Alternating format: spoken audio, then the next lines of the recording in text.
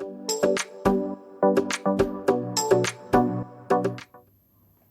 so it started. So this video is about why you should think twice before working and teaching in Dubai. So the year before I came here, I spoke to a work colleague who had previously lived here, and she said to me, all that is glitter is not gold. So she was warning me, she was telling me that there are so many benefits with working in Dubai, but with every good comes a bad. And there are definitely some negatives, some not so good points about being a teacher and living in Dubai. So what I'm going to be doing is I'm going to be sharing my personal experiences, my personal opinions about being a teacher in Dubai. So that, I don't know, hopefully it can help you make a more informed choice about whether or not teaching in Dubai is for you. Because nobody's really talking about it. I think I made a video about the benefits, gave you 10 benefits about living and working over here.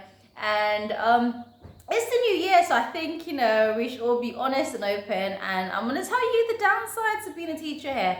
So I'm going to try and make this video into 2 parts. So you have to watch part 1 and part 2 as well. But let's get straight into it. And I'm going to give you my first reason as to why I don't actually think being a teacher in Dubai is all that. Okay, where everything's very fast paced. It's now. You get to Dubai and culturally it's very relaxed, it's slow.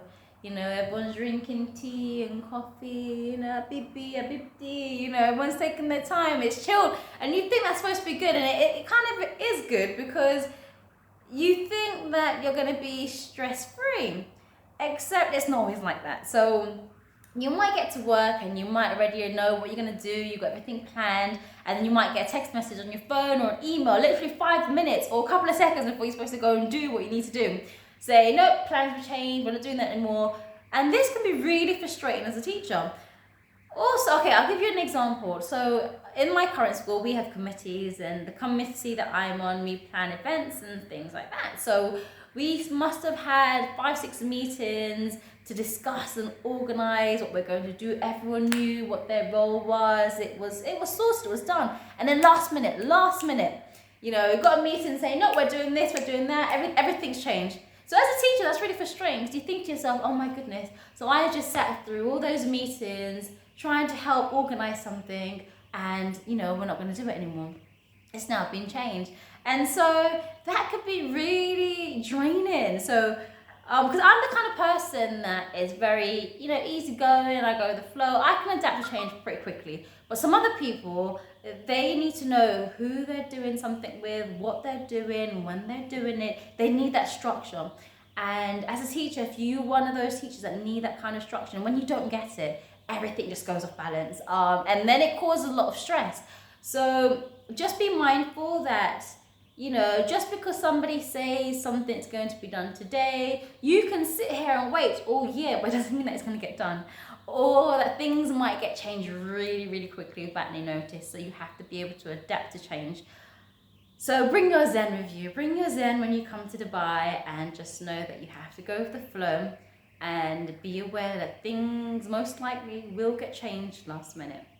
Being here is the fact that it's such a multicultural and diverse place, and there's people from all over the world here, so you can learn so much from so many different people.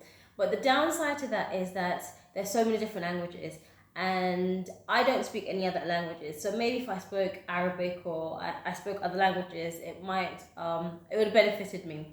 But since I don't, I find that sometimes I find it very hard to understand others, or others don't understand me because they might have limited English.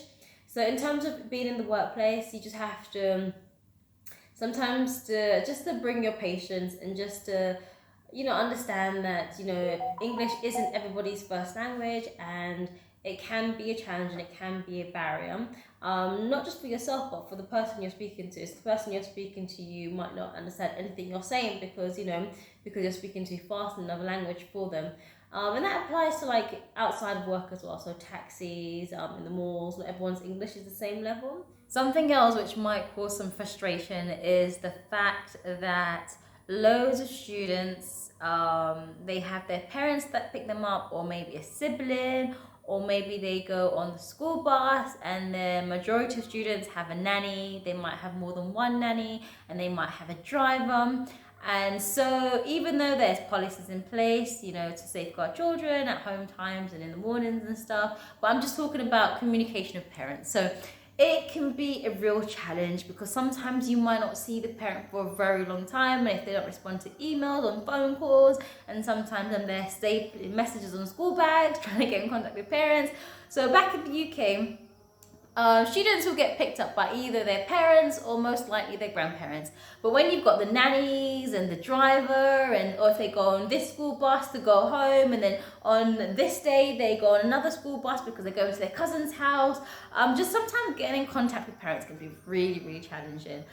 So that can, especially if you want to speak to a parent, you know what, you've got a child, a really naughty child. I know you shouldn't call children naughty, but like, you know, if you've got a child that, you know, you really want to speak to their parents, and getting in contact with them can be really challenging sometimes, and that can cause a bit of stress. Yeah. Okay, so I'm going to stop the video here because I don't want it to be too long, and I'm going to make a part 2, so you have to watch part 2 to find out other reasons why teaching in Dubai may not be as glamorous and as fun as it is portrayed. But remember, these are just my opinions, my experiences, so don't send me loads of hate messages about it's not that bad and you know, there's good and bad everywhere, and I know that. I'm just giving you my experiences and my opinions, and hopefully it helps someone out there. So yeah, so follow me on my socials, I will link it down below, and I'll see you in the next video.